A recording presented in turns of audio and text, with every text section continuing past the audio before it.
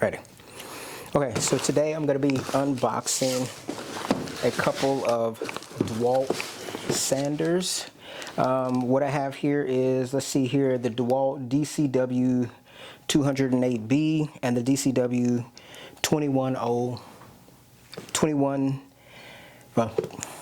the DCW 2010B. This is the random orbital sander, and this here is the sheet sander. Prior to purchasing these, I had been using this Ryobi random orbital sander and also the Ryobi regular sheet sander. So I wanted to try these two models out just to see how much of an improvement they are over these two.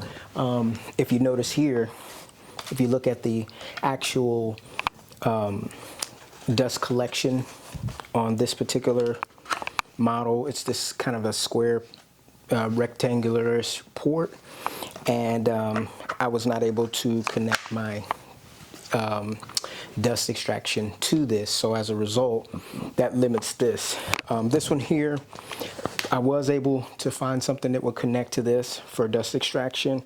However, you know, it doesn't work as easily with my the two dust extractors that I do have. I also use this cat sander as well. Now the thing is with this one, obviously it doesn't have any dust collection on it at all. So my goal was to move over to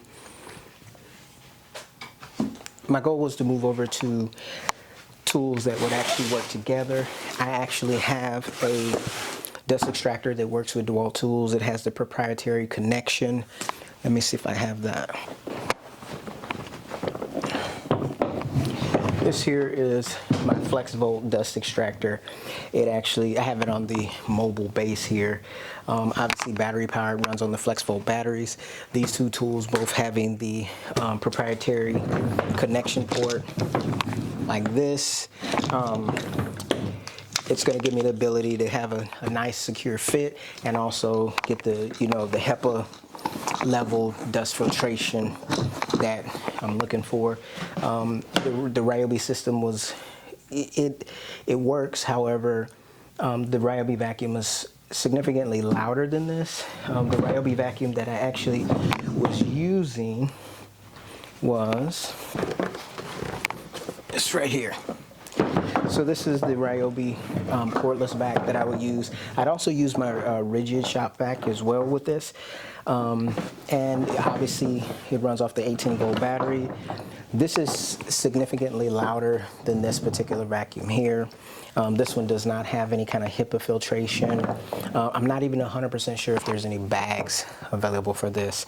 As far as the connection, it works with the Ryobi sander. Well, it works with the random orbital sander. I'm able to find attachments to make this work out, but I'm not able to use the other sanders. And also, as I said, this one's significantly louder and it does not provide the HEPA filtration. So as I've kind of been using tools a little bit longer, I've been kind of trying to migrate my tools to a little bit more of a quality and probably a little bit more heavy duty. I'm not 100% certain on if these are going to actually be any better than Ryobi. I imagine they would. I mean, it carries the Dewalt brand, which, you know, I'm not necessarily you know, I'm still learning about the quality of the different tools. I have different brands of tools behind me, obviously, but you know, it's kind of like you don't know until you actually use a product. Sometimes you use a product and it'll do outstanding in one particular tool in a brand will be amazing, but then you'll pick another tool in that same brand and it won't be quite so hot. So I'm hoping that these work out well for me. They'll definitely work better with my FlexVolt dust vacuum and give me obviously better filtration. And it's also totally mobile, being that I can actually plug this in. I can go outside, I can do it in the garage, I can move it even inside of the house if I need to do something, because I don't have to worry about all the dust getting up into the air. And yeah, I mean, it's just, for me, it seems like it's going to be something that's better moving forward. So let's get these unboxed and see what they actually have to offer. Obviously, I need to vacuum this dust that's here, but whatever. All right, so let's go ahead and start with the Let's Use Sheet Sander, which I have here. I use this one, you know, obviously if I'm going into a 90-degree corner, because obviously the random orbital sander is not going to be as good for something like that, or useful for that. So I'm going to go ahead and open this up. I got this from Home Depot for $99. I think regular price it's about it's either $120 or $129. So I did get it at a little bit of a discount. We've got the actual dust collection, and it does have that proprietary connection on the end. Just boxing. You have the tool wrapped in plastic. So that, just set that down for a second, and then you actually have the hole punch for your, if you have sheet sandpaper that doesn't have holes already in it, and the manual. Set that aside. Let's see this. All right, so overall, feeling it in comparison to, so obviously this one's significantly taller. This one has a low, well, I'm comparing it to the long tool. So anyways, this one here obviously is still significantly taller. Obviously the sheet sizes are going to be the same. This one feels, obviously, is going to be more tippy. This feels like it's going to have a little bit more control because it's closer to the work. You have that proprietary port that I was talking about. That obviously this can come off, but you know, then you're going to have dust everywhere. As far as how it feels, the main thing I would say is it does feel a little bit more stable, you know, in regards to sanding. This here, it seems like it's going to be a little bit more wrist action or wrist work because of the fact of how you want to sand, but you also got to worry about it tipping over because it's easy. Like this one here, it'll tip as well, but you know, I don't know, this feels, the lower center of gravity seems to feel a little bit better just from initial impression. Now, let's set that aside. This aside. So obviously dust collection, the opportunity to add like a dust extractor or shop vac is obviously going to be easier to do with this one. I'm sure you could kind of finagle something to make with this, but right now you're just pretty much, you know, going with that proprietary rectangular connector, which I'm not quite sure why they designed it like this. I'm pretty sure, you know, part of it is because, I mean, it's already a pretty tall tool, but then also you have to consider the battery, how the battery actually fits into the device. Overall, initially just open it up, I do prefer this one here. As far as, you know, they're both plastic. Let's see, what else would I, so this one has speed control. The Ryobi has absolutely no speed control, so it's just on and off. With this one, I can actually control my speed, which is pretty good. I like that. This one has a brushless motor, and I'm more than certain that this one has a brush motor. So I think overall, I like this. Obviously, it's gonna, you know, I like matching. It's gonna match my flexible a lot better than the Ryobi will. Let me just check the batteries. So battery wise, I have multiple options. I have the flex volt battery, which is obviously going to add significant weight to this device, but it's going to give me a lot longer run time. I have here a regular 2 amp hour battery. And then here we have the Ryobi. I believe this is a 2 amp hour battery with the, you know, obviously the classic stem battery. And then this here is a 6 amp hour battery. So I can fit that on there, and that's pretty, you know, that actually, in my opinion, adds maybe, it's significant weight added. Let me try the bigger flex volt. This is a 6 amp hour flex volt battery.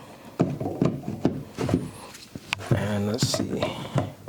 And there's an issue. If you can see there, with the actual dust collection, this does not work. So obviously I can take this off, which would basically defeat the purpose of me getting this for dust collection. I'm not going to take it off right now. So I'm down with the smaller batteries for this. So didn't know that flex volt batteries will not work on there. I'll probably pick up a 5 amp hour battery, which will probably fit, or a couple more 2 amp hour batteries.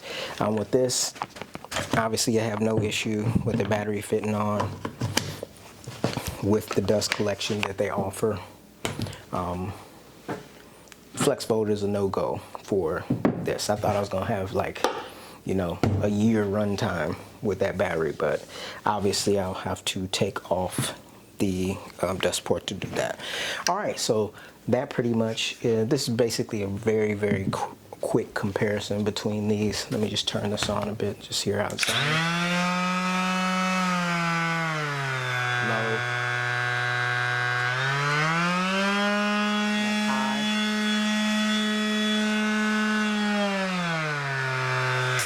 And good. Nice button there to turn it on and off, and then just comparing that to the Ryobi.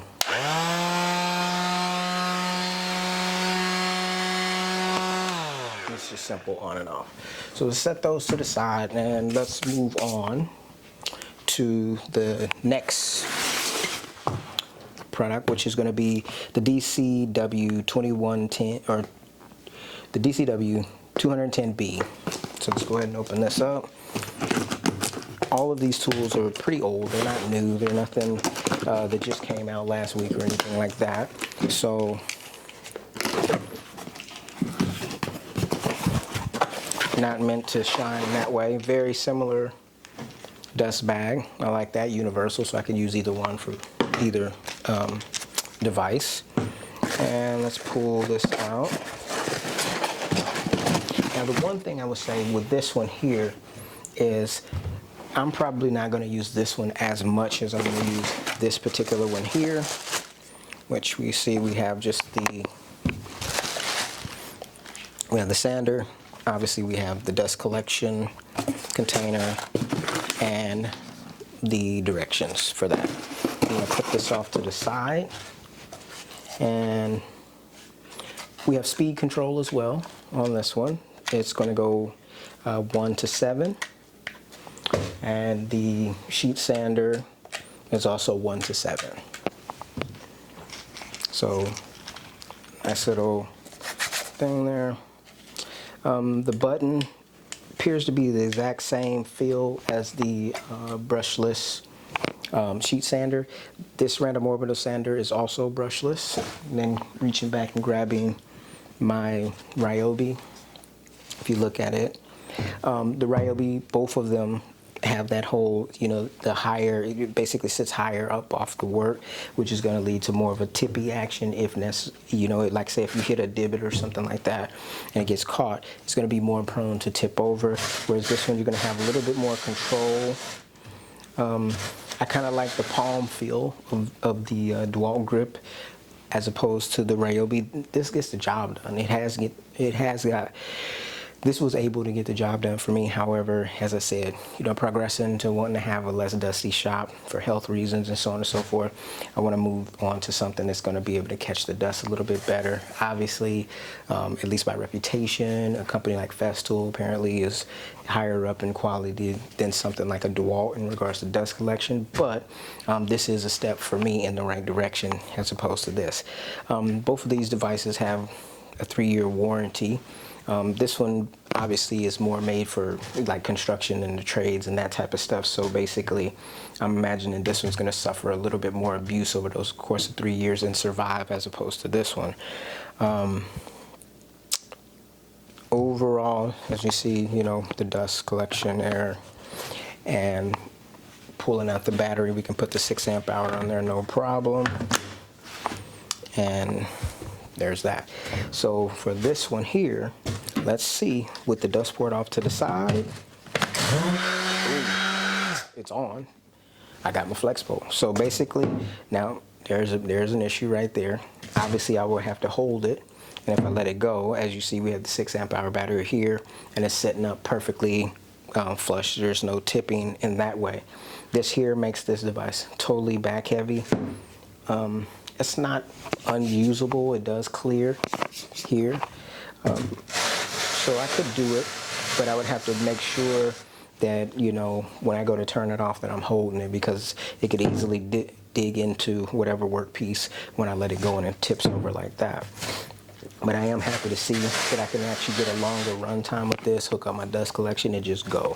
So that I'm pretty darn impressed with. That's the low. High. Low. Brushless motor. Let's try it with the smaller battery.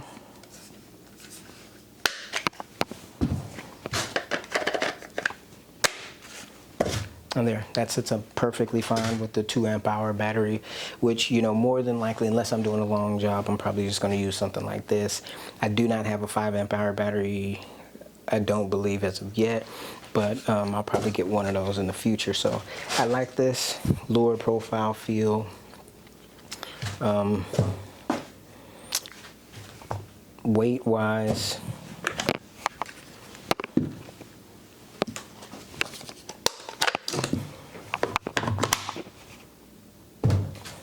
yeah, pretty close in weight, to be honest.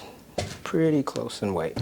Now, I could put it on a scale, but I'm not going to do that right now. So overall, what would I say? So you got your Dewalt sanders, and you have your Ryobi sanders. When I first started out, you know, fixing little things around the house and, you know, doing little projects, maybe making a little table or, you know, a little shelf or something like that, this right here totally would do the job, no problem. It's going to be more economical in comparison to these devices, unless these are on sale, which I did get both of these on sale. This one here usually goes for $140, and I actually got it for $108, and I believe in maybe like 26 cents. So when I saw that it was on sale, I went ahead and jumped on it, and this one was already on sale for $99. It had been for a few weeks, so I went ahead and picked both of those up together. These are in at these for a while.